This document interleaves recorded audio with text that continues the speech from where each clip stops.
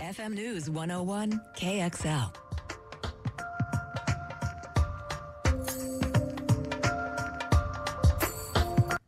More with Clyde Lewis and Ground Zero on FM News 101.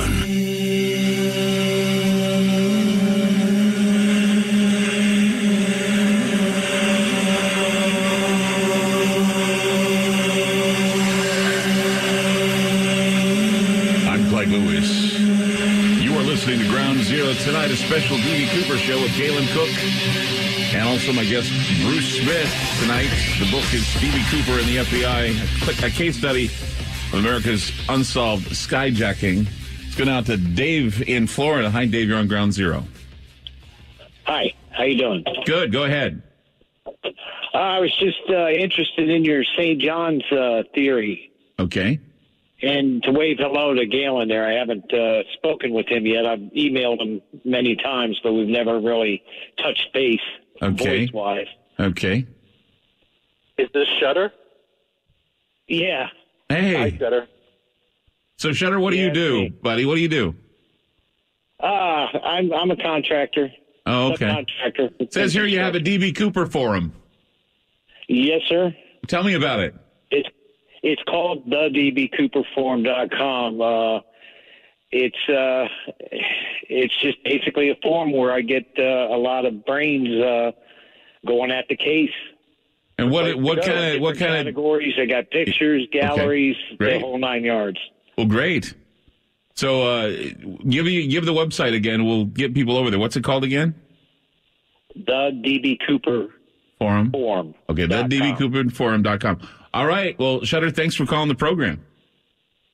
All righty. But I was still interested in your St. John's theory. Just the idea that he jumped, in my opinion, closer to Portland with the east winds coming from the gorge. Everyone knows that when we have winter storms in Oregon and in Washington near the Columbia, the east winds blow from the gorge. So that would mean that as he jumped from the plane, instead of having him go, instead of going 30 miles due west of the plane, he probably went probably 25 or 10 miles due west of the plane, which would be either in Sauvie Island or in St. John's. Currently, I'm actually retracing the flight path through a flight simulator. Okay. So, if he jumped over Battleground, just kind of figure out that he may just go due west of Battleground, maybe southwest, and I think that's where you're going to find your target area. That is what always bothers me, and I can't say anything as fact, but you've got the plane crossing the river, and then you've got money found downstream. Right. I feel there's some sort of a connection there. Well, if he jumped and he landed in St. John's, the river area there was thinner there at the time, so he easily could have walked it across to Tina Bar and drop off the money there, leave it as a decoy, and then head back over to St. John's, flag down some truck, go to the port of Portland, get back on a plane, and get the hell out of Dodge. Basically what he did, and what I think has happened.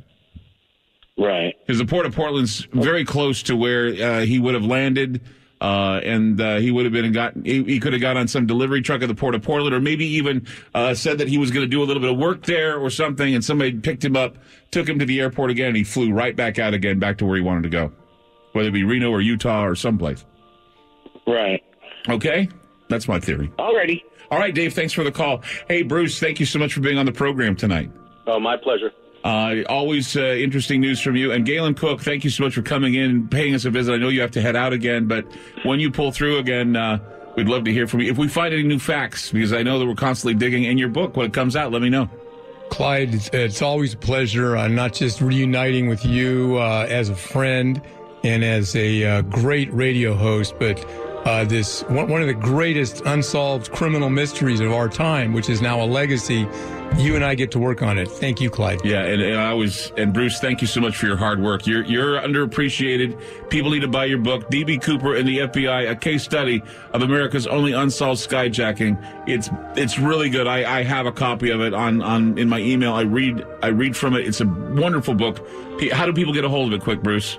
Amazon. It's an ebook on Amazon. Okay, on Amazon.com. All right, thank you guys both for being on the program, and we'd like to thank you for tuning in tonight and listening to the program because, of course, this is a mystery.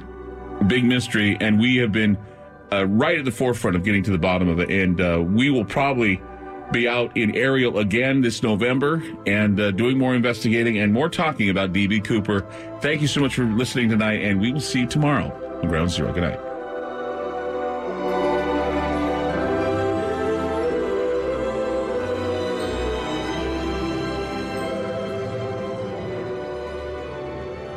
FM News 101